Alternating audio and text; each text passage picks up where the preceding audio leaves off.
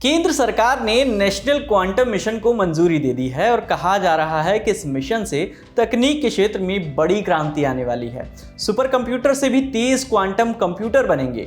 देश तकनीक के मामले में बहुत सक्षम हो जाएगा, लेकिन कैसे? न्यूटन ने सेब गिरता देखा। उनका सवाल था कि सेब नीचे ही क्यों गिरा, ऊपर क्यों नहीं उड़ गया। फिर न्यूटन ने गुरुत्वाकर्षण का नियम देकर सेब के नीचे गिरने की वजह भी बता दी। न्यूटन ने गति के भी 3 नियम दिए। इनर्शिया यानी जड़त्व क्या है, फोर्स यानी बल क्या है, बल का वस्तु के द्रव्यमान से क्या रिश्ता है, सब कुछ न्यूटन ने बताया। न्यूटन के अलावा भी कई वैज्ञानिक हुए, उन्होंने भी मैकेनिक्स यानी यांत्रिकी से जुड़े न जाने कितने नियम, थ्योरम और फॉर्मूले दे दिए, ये जो बताते हैं कि हमारे आसपास की चीज़ों के साथ क्या हो रहा है। ये नियम क्लासिकल मैकेनिक्स के तहत आते हैं, जबकि माइक्रोस्कोपिक लेवल पर ये सिद्धांत और नियम क्वांटम मैकेनिक्स के तहत आते हैं। क्वांटम मैकेनिक्स क्लासिकल मैकेनिक्स के बिल्कुल विपरीत है, लेकिन कहा जाता है कि क्वांटम टेक्नोलॉजी में अपार संभावनाएं हैं। क्वांटम टेक्नोलॉजी के आधार पर कई देश नई चीज़ें विकसित करने की कोशिश भी कर रहे हैं, और यही कोशिश अब एक मिशन के तहत भारत भी शुरू कर रहा है, जिसका नाम है नेशनल क्वांटम मिशन। नमस्कार, मेरा नाम है विकास वर्मा और आप देख रहे हैं मास्टर क्लास, जिसमें आज हम समझेंगे कि नेशनल क्वांटम मिशन है क्या, क्वांटम कंप्यूटर क्यों बनाए जा रहे हैं, क्वांटम मिशन के तहत क्या क्या विकसित किया जाने वाला है और इस मिशन से देश की आम जनता को क्या फायदा होगा।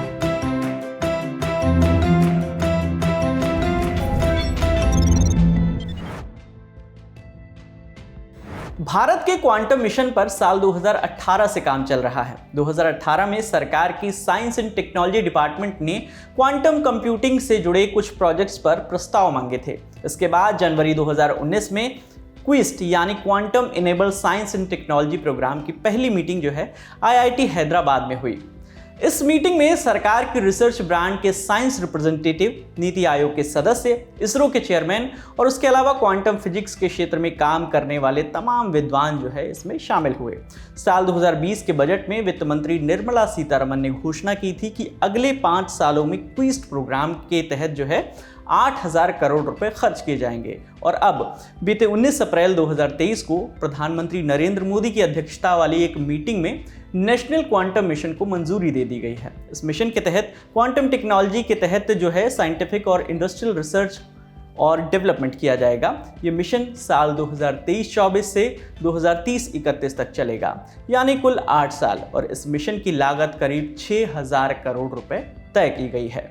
न्यूज वेबसाइट द प्रिंट की एक खबर के मुताबिक मीटिंग में विज्ञान और प्रौद्योगिकी मंत्री जितेंद्र सिंह ने कहा कि मिशन का उद्देश्य देश में क्वांटम टेक्नोलॉजी का नया इकोसिस्टम तैयार करना है। क्वांटम टेक्नोलॉजी के जरिए इकोनॉमिक्स डेवलपमेंट जो है वो बेहतर होगा और देश इस तकनीक का इस्तेमाल करने वाले देशों में जो है सबसे आगे पहुंचेगा।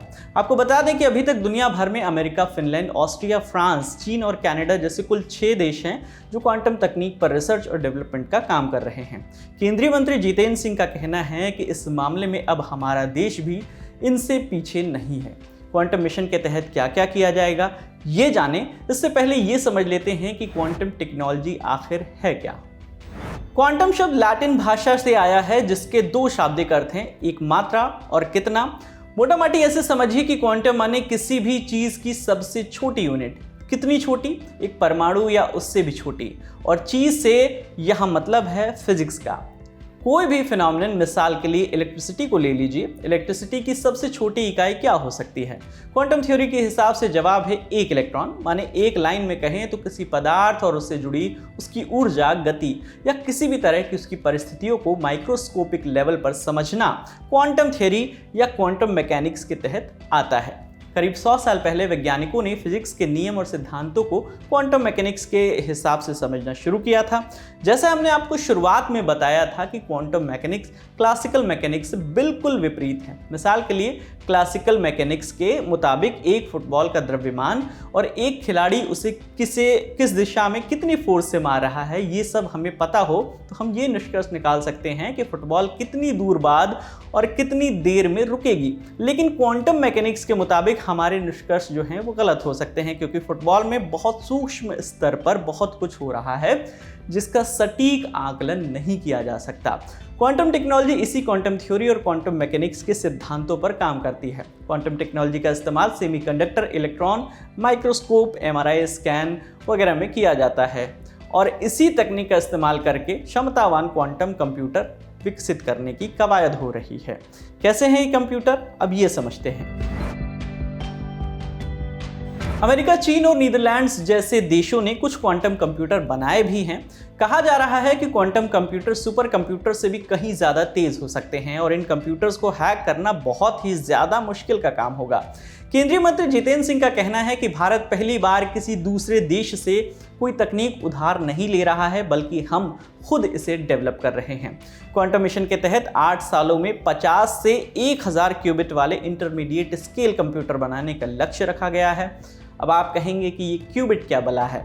सामान्य तौर पर हम जो कंप्यूटर इस्तेमाल करते हैं उन्हें हम उसकी तुलनात्मकता से अगर समझें, जो क्लासिकल और क्वांटम मैकेनिक्स के बीच में हमने की थी, तो ये कंप्यूटर क्लासिकल कंप्यूटिंग करते हैं और इनमें जो है इंफॉर्मेशन की सबसे छोटी यूनिट को बिट कहा जाता है। बचपन में कंप्यूटर क्लासेस में बिट बाइट तो आपने पढ़ा ही होगा, वही वाला बिट। लेकिन अब जो क्वांटम कंप्यूटर डेवलप हो रहे हैं उनकी इंफॉर्मेशन की सबसे छोटी इकाई जो है वो क्यूबिट कही जाती है। नेशनल क्वांटम मिशन के तहत 3 साल में 20 से 50 क्यूबिट वाले कंप्यूटर, अगले 2 सालों में 50 से 100 क्यूबिट वाले कंप्यूटर और 8 साल का ये मिशन पूरा होने तक 1000 क्यूबिट वाला कंप्यूटर बनाने का लक्ष्य रखा गया है। हालांकि कई कंपनियां जो हैं शुरुआती स्टेज के क्वांटम कंप्यूटर्स बना चुकी हैं।